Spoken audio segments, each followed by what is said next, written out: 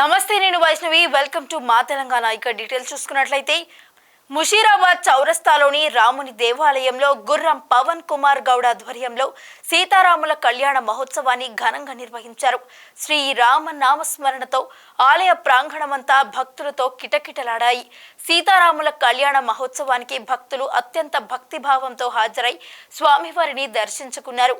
ఈ కార్యక్రమానికి chairman Batu Srinivas Goud, division president Raju, Shiva Mudiraj, Mahender Goud, Rajendra Prasad, Mokka Seenu, Venkatesh, Govind Raju, Yashoda, ఆలయ కమిటీ సభ్యులు మరియు బస్తీ వాసులు హాజరయ్యారు. అతి ప్రాచీనమైంది.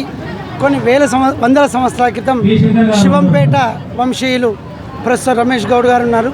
వాళ్ళ తాతలు ఎప్పుడో నిర్మించిన దేవాలయం ఇది.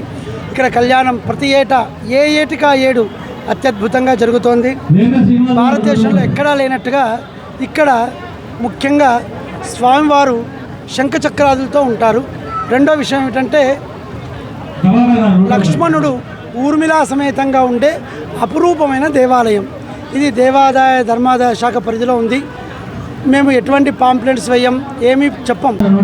చౌరస్తా పైన ఇంత వైభవంగా జరిగిందంటే తలసాని శ్రీనివాస్ యాదవ్ ఆదేశాల మేరకు మన గుర్రం పవన్ కుమార్ గౌడ్ గారు దాన్ని పట్టుదల పట్టుకొని లోపల ఉన్న 300 సంవత్సరాల ఈ గుడిని బయటికి తీసుకొచ్చి ఇంత పెద్ద కళ్యాణాన్ని ఏర్పాటు చేసి కష్టపడి రాత్రి పోవాలి అంత వైభవంగా జరిపిన మన పవన్ కుమార్ అన్న గారికి, తలసాని సీనన్న గారికి కృతజ్ఞతలు తెలుపుతున్నాను. నేను టెంపుల్ మాజీ చైర్మన్ శ్రీనివాస్ గౌడ్ నా పేరు, నేను డివిజన్ అధ్యక్షుడు రాజన్న గారు, ఇలా ఉన్న అందరు కమిటీ మెంబర్లు కలుసుకొని ఈరోజు ముషీరాబాద్ చౌరస్తాలో ఉన్నటువంటి శ్రీ సీతారామాంజనేయ స్వామి దేవాలయంలో ఈ యొక్క కళ్యాణాన్ని అంగరంగ వైభవంగా నిర్వహించడం జరిగింది.